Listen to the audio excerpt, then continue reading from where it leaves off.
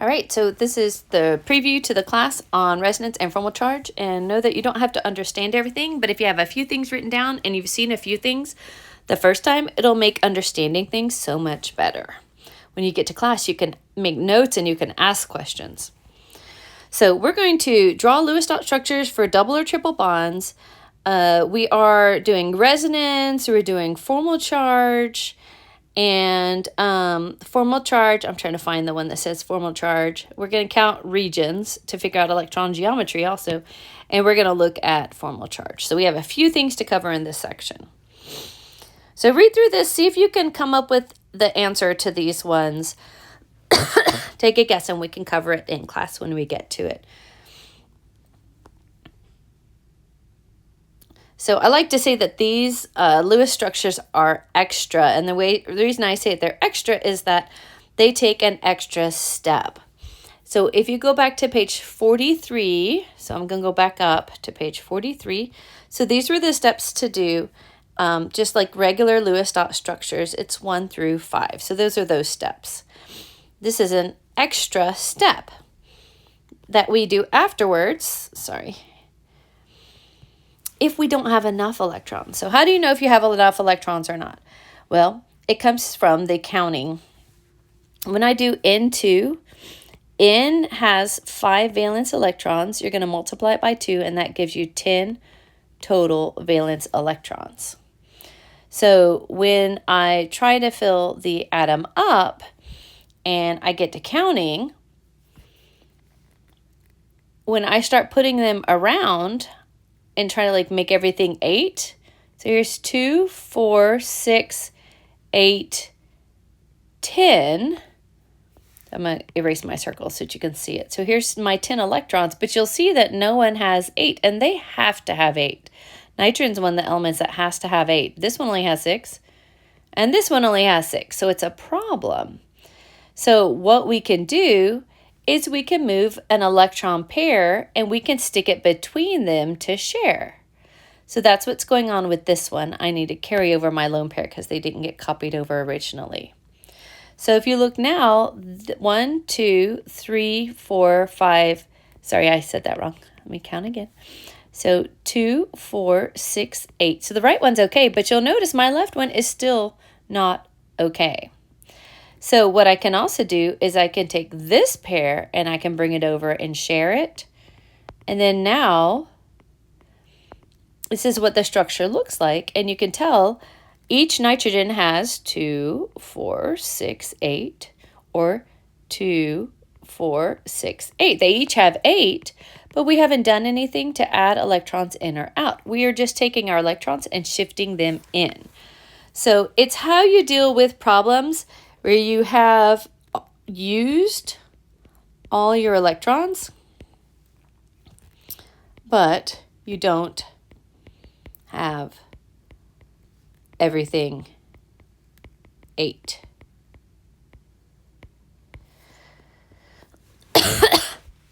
So if there aren't enough electrons, what we'll do is we'll pull a pair over from somewhere to make something be 8.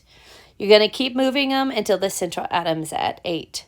If you have an odd number, you do want the least electronegative element to have less electrons because you won't be able to solve the problem with the odd numbered ones.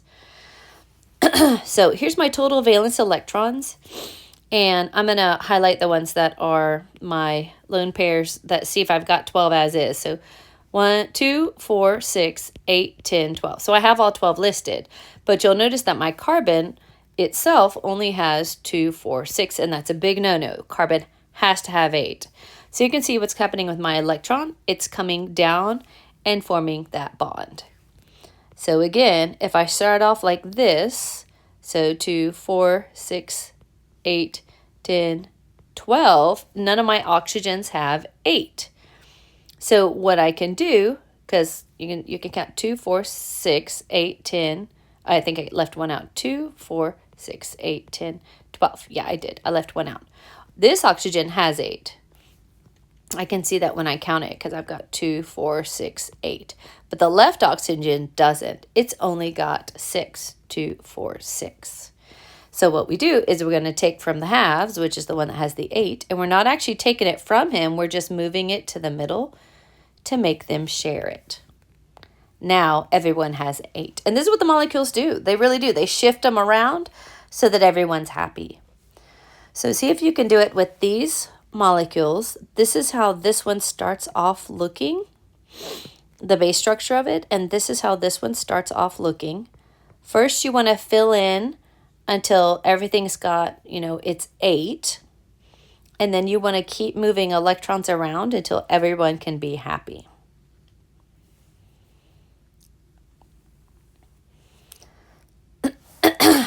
Okay, so once you get through this, you're going to actually realize, if we compare it in class, you're going to see that people have different versions of this and this when you get done with it. This one is dealt with by talking about resonance, and this one's dealt with by dealing with formal charge. So there actually are options sometimes. Like, it's not all obvious that it's always one. You could put a double bond in a different spot. So here's one set of options. This is resonance structures, and they have delocalized electrons. And they are represented by several structures called resonance forms. The net charge will be equal. So if one of them's negative, the other one has to be negative. So here's an example. These are already drawn out, and these have the same number of 18 electrons.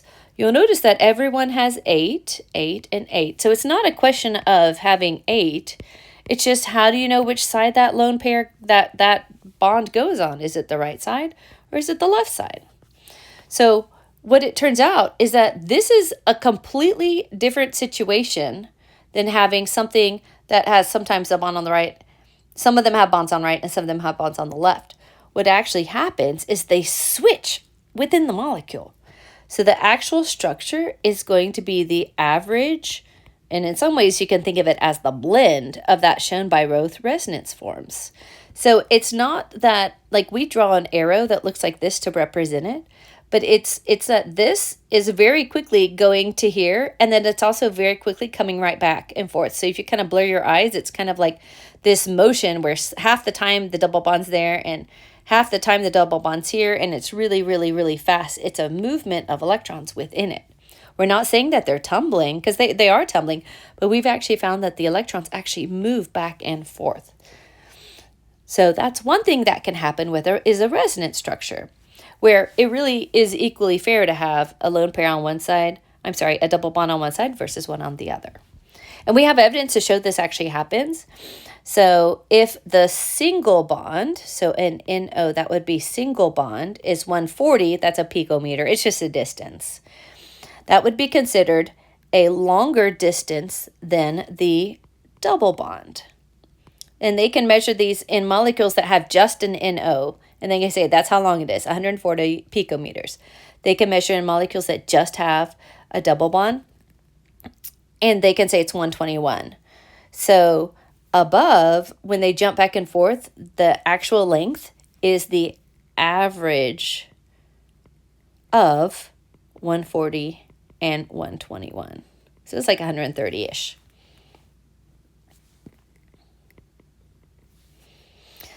You can also say, well, if we sometimes instead of using picometers, we're the bond length is 1. It's a single bond. We're just going to call it 1. And that will be, by the way, that is a longer and a weaker bond, which is a shorter and a stronger bond. So we can say if we call that 1, which is a longer, weaker bond, and if we call the double bond 2, we're not saying it's a distance, we're just saying it's 2 bonds. The bond length average of 1 plus 2 is 1.5 bond lengths. That's another way we talk about this. We spend more time talking about this one than the lower one. So here's reasons for resonance, and they are really only for Gen Chem 1 and organic. You see even more types of resonance than this one, but your pictures will have a central atom, and the resonance needs to be between that middle atom and the same outer elements. So if you're going to do something and it looks like this, then it has to be between a C and an O on another section of it. If this were a fluorine, you can't say that you have resonance over to the fluorine. You only have resonance between the C's and the O's. Do you kind of see what I'm saying? So think about that one for a minute. So it has to be between the same atom types, a C and an O, all the way through all the resonances. And you have to have at least one double or triple bond in the molecule to even have any resonance, because you can't move the double bond to the other side if there's no double bond or a triple bond. You can't move to the other side if there's no triple bond in the molecule. So you have to have that. So those are your two things. It has to be between the central atom and the same type of atom throughout the molecule that it's bonded to. And it has to have at least one double or triple in the molecule. So pause. You can try to answer this, make some notes, think about it. You don't have to get it right. We'll cover it in class. Okay, so formal charge matters a ton if you're going to take organic chemistry. And a lot of people will forget it, so we do talk about it at the end of Gen Chem 2 so that you don't forget it for organic. But formal charge is a big, big deal. And it's really funny because it's the hypothetical charge an atom would have if we redistribute the electrons very evenly between the atoms. It is not the actual charge of the atoms in a molecule. So sometimes people just call this bookkeeping, but using this bookkeeping shows us why electrons travel like they do in organic chemistry. So it's kind of like you're halfway to learning a little organic chemistry, and the rest of the way you aren't doing the other half of why it matters. So this does matter a lot in organic chemistry. So we figure out the formal charge per atom. And so I'll look at a chlorine and I'll figure out its formal charge. And then I'll look at the next chlorine and the next one and the boron. So we start off with the valence shell electrons. If you look at chlorine, if you go up to a periodic chart, it is in the halogens, which is the second from the right. It has 7 electrons. So that's my valence. Then minus my pairs, my lone pair electrons. So I've got 1, 2, 3, 4, 5, 6. And then minus half of my bonding electrons. So I've got 2 in there. So that ends up being 0. Now a lot of people are like, oh, that's a kind of a weird formula. So you can also say valence minus dots minus lines. So my valence is 7 right here for this one. And then I'm just subtracting out 1, 2, 3, 4, 5, 6, 7 things from the 7. I have a way I do it in class. You'll be able to see this even more where I can make it even easier. If I go to this chlorine, he has 7. I have a total of 1, 2, 3, 4, 5, 6 dots. And I got one bond, one line. So you can see that easily. That one's the same. And this one's actually also going to be the same. And then for my boron actually has a valence of 3. You can go look him up and double check. And he doesn't have any dots around him, but he does have 3 lines. So that one has a valence. So this one, every atom in it has a formal charge of 0. And that's a structure that doesn't even have other options, so it makes sense that everything would be 0. So the reason we do formal charge, though, is for when things are not all 0. So for formal charge, the best structure is where everything is 0. But if it's not possible, we really only want like a +1 or a +2. I'm sorry, a +1 or a -1. We do not like 2's to be in there. And these last 2 are not used as much, but it's good for the positive and negatives to be beside each other. And it's good for the negative formal charge to go on the electronegative atom. Most of the time, we only need the first 2 steps. So this is kind of a preview example. If you did the CO2 and you kind of had some options here, in this way, this one has 8, this has 8, and this has 8. If I go over here, this one has 8, this has 8, and this has 8. So just following like the structure rules, they all seem like they should be the same. So why aren't they? Well, it comes down to a few little things. One thing that it comes down to is that the formal charge is better in one way than in another. So in this case, oxygen has a formal charge of 6, and I have 1, 2, 3, 4 dots attached to it, and I've got 1, 2 lines. So that gives me a formal charge of 0. You can pause this and you can figure out carbons and oxygens. They should give you 0. If I go over to this side, the oxygen is still 6. That's its formal charge. But when I count my dots, 1, 2, and then my lines 1, 2, 3, that gives me a +1. And that is not nearly as good as everything being 0. So you can practice your formal charge counting on this one and on this one to see if you get those ones. And then finally, these are really bad. So I'm going to do this oxygen right here. 6 doesn't have any lone pairs, and it's got 4 lines. So that's a +2. That's really bad. You really want your formal charge to be all zeros if you can. So I've got an example. You can try this out now, or you can just wait till you get to class.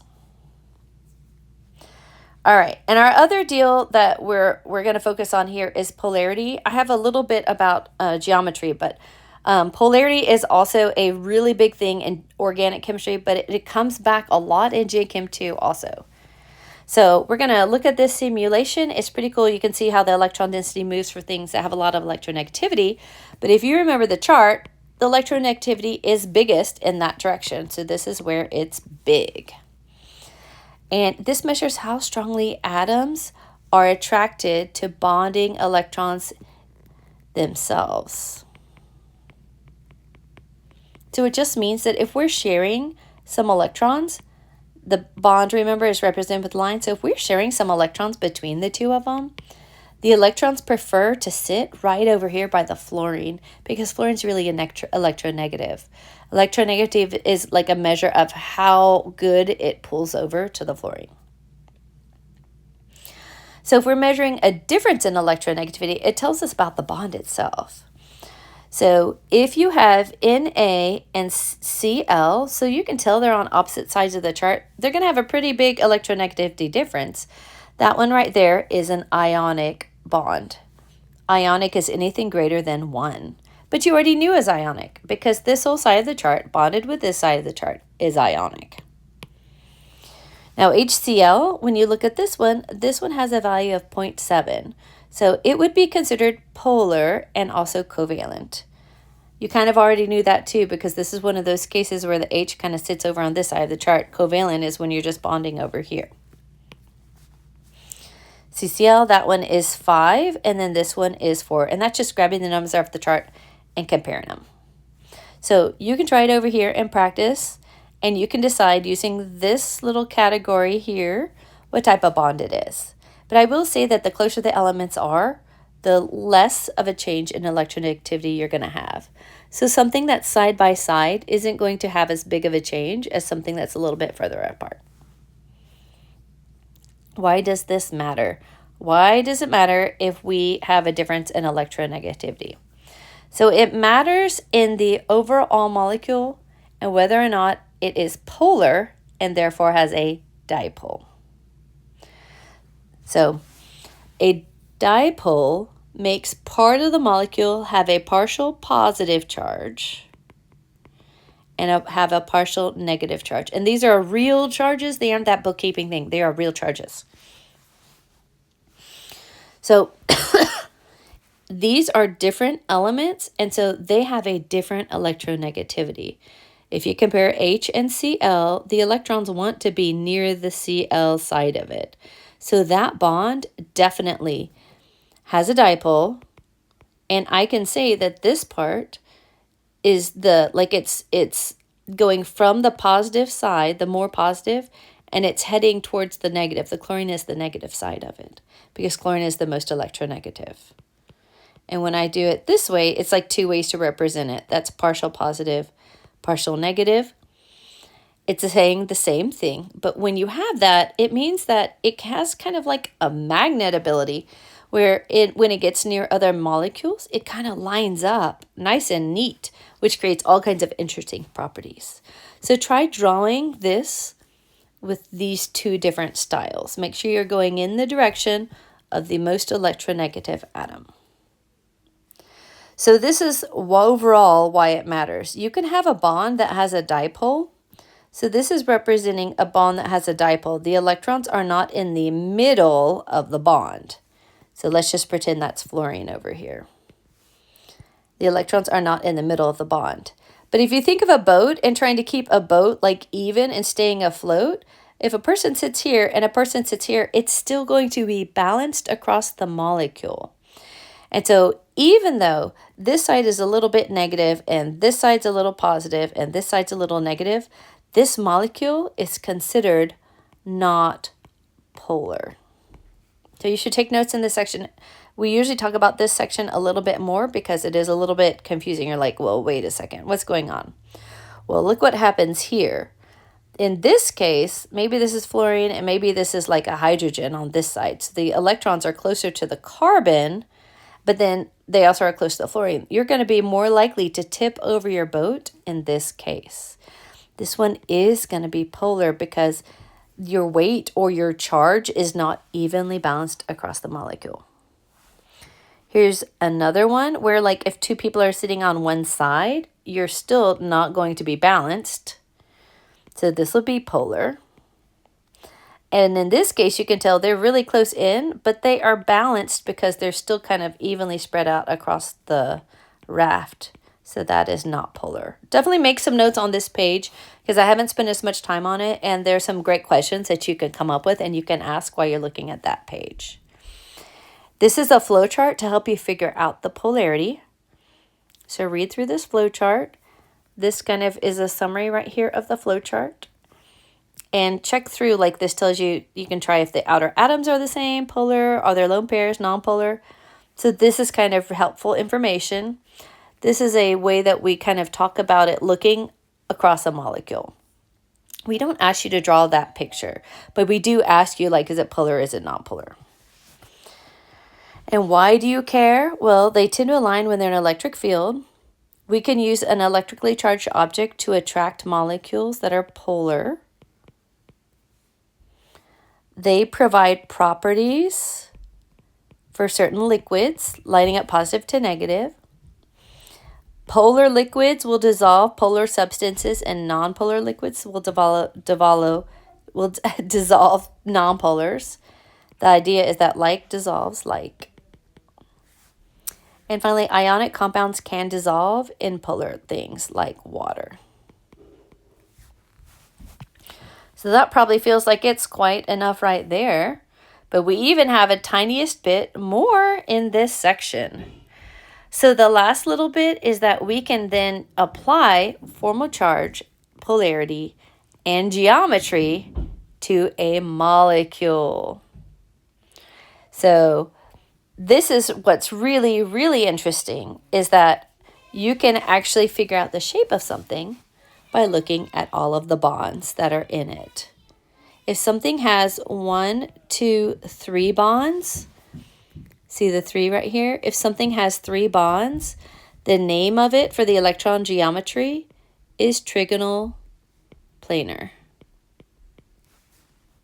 If something just has 1 bond or 2, so this should be 1 or 2 right here, the name for it is linear. If something has 1, 2, 3 bonds, and in this case, count a double bond as a bond region rather than a bond. So it's got 1, 2, 3 regions of electron density. We can say that the molecule is trigonal planar. And if something has 2, we can say that it's linear. So you would just have to write this chart down in your notes. You count the number of bond regions, and then you match it up with the name, that's the electron geometry. You go ahead and try for the formal charge on these. This one will have different formal charges, and you already saw that these ones have formal charges.